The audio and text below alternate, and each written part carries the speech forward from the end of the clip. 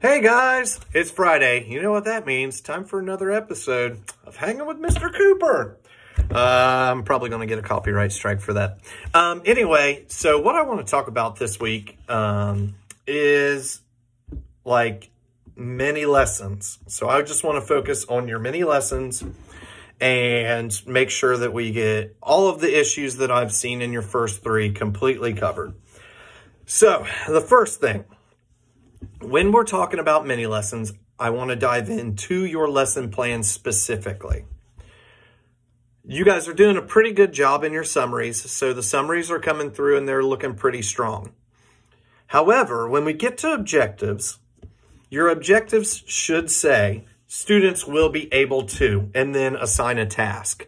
This is really important because you're going to need something measurable so that you know whether or not the lesson is successful. When you get into your career and you're starting to work at a school, your administrator is going to look at your objectives and make sure that you guys are covering those. And in order to make sure they're successful, those need to be measurable. So for instance, I saw one this week that was students will be able to perform a 90-degree rotation, which is a great objective. It's measurable. Can the kids do it? Yes. How many times can they do it out of 10? We don't know yet, but I mean, we can still measure it. So that's what I'm looking for. Students will be able to perform a 90-degree rotation 3 out of 4 times. Measurable and pretty easy to determine whether or not we were successful. Some things that aren't going to be appropriate are students will be able to understand rotations. How do you know if they understand it? How do you know if they've learned to do it? Maybe they have it for today, but they don't have it forever. Those are harder to measure. So I think that we should steer away from those right now and just focus on measurable objectives. Your objectives in this could also be leaning towards you. Teacher will do this. And then it's something, did you do that or did you not? It just makes sure that these are something that you can check yes or no or measure. The next thing, in your opening, you guys should be building on the previous day's lesson, especially as we're going into our unit plans. So your lesson plan in your unit should build on each other. So ML3 should be the introduction for ML4. So what you do in ML4 should start with the operation that you did in ML3. So for instance, going back to the geometry lesson that we were talking about, students were working on doing rotations. So students will use their knowledge of rotations to work on this transformation. So you're talking about different transformations, but you're activating with what they've done the previous day so that they know that it's all connected. The next thing, the body of your lesson plan should be the longest part of your lesson plan. I'm seeing a lot of one-sentence bodies. I will teach students this. This is where we get into the show, don't tell part of our lessons. I really don't know what you're going to do here. And this is really problematic if you're absent from school and you have a substitute. Or if the administrator's reading through your lesson plans, they really don't know your teaching style from looking at that. So when you're doing these lesson plans, I want you to think about writing it for somebody who is going to be subbing in your classroom.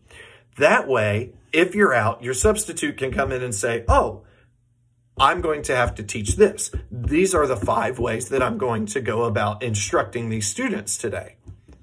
Make sure that you are covering everything in depth. I'm not saying write 10 pages, but maybe if you go through and put bulleted, discuss rotations with students out loud. Do 5 examples of rotations on the board with the group.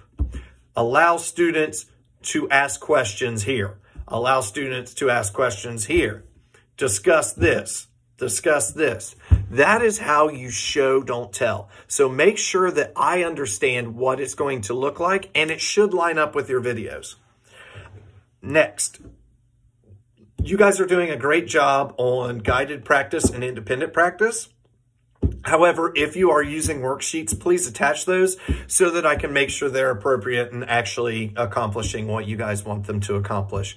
I know that that kind of sounds petty, but for many of you, this is your first methods course, and what may look like a good worksheet may not be great.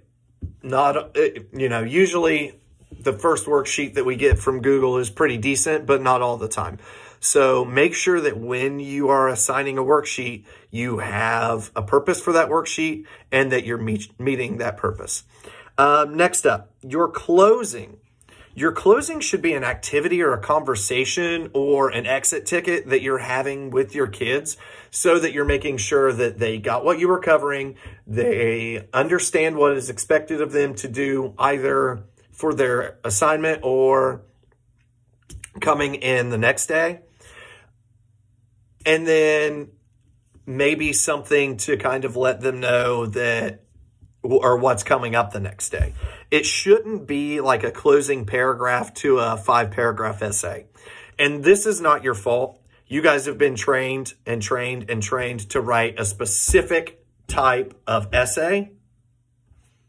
And then your closing is, I have done this, I have done this, I have done this, now this.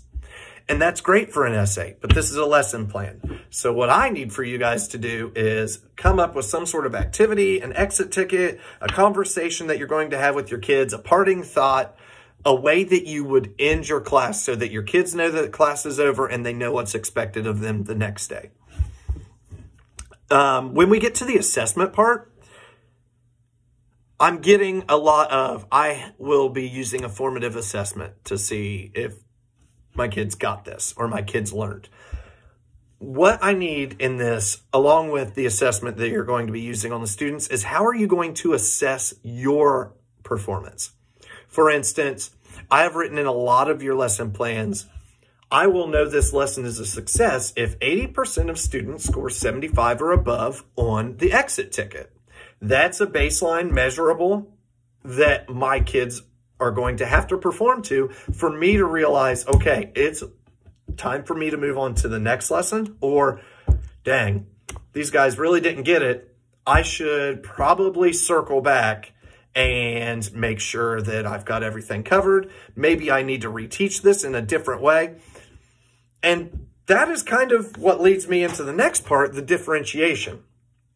You're going to have a lot of kids that are struggling. These kids are not always kids with IEPs, and I cannot hammer this enough. I do not want to see 4 students with IEPs in a differentiation section again. That is incredibly damaging. It is unfair to all students with IEPs to assume that each one of them is going to struggle every day they come into your classroom, so you are going to do this for every kid with an IEP.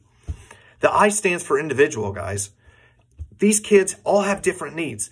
Some are going to be really good at math. Some are going to be really good at English. You may have a kid that's SLD in one of those subjects, but is incredibly accelerated in another. So you can't frame your thinking as all kids with IEPs need to do this. And here's how I'm going to differentiate. I'm going to send them with an aide, or I'm going to send them with the IEP teacher. That's not differentiation. That's pawning a kid off because you didn't plan to help them. I want to make that perfectly clear so that you guys can change your frame of mind right now.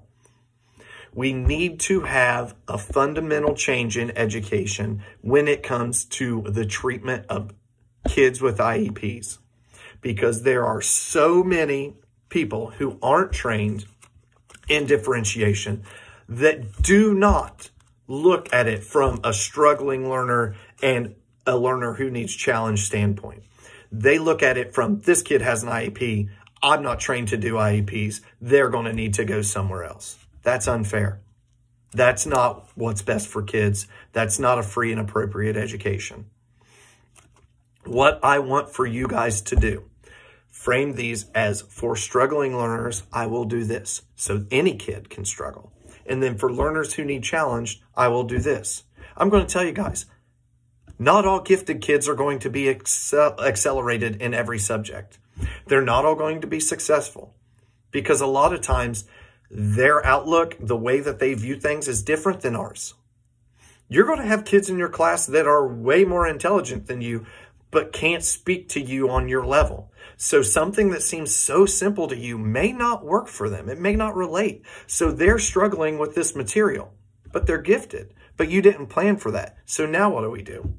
Think about it as struggling learners and learners who need challenged. Finally, on your videos, make sure that you guys are in the shot for the most of the part. And I want to see every part of your lesson plan covered in your video. The last thing I'm going to critique is a lot of you are stopping at the guided and independent practice section, and you're not going through your closing. I don't know if you guys are able to help kids transition to the next classroom. And for those of us that spend time working with kids with disabilities or kids with special needs, transitions are the most difficult parts of their day. So if we don't practice those, if we can't do those effectively, how can we help our kids? I'm really proud of all the hard work that you guys are putting in, and I want to thank you for all of your effort. I know that sometimes in comments I come across as direct, and it may come across as rude.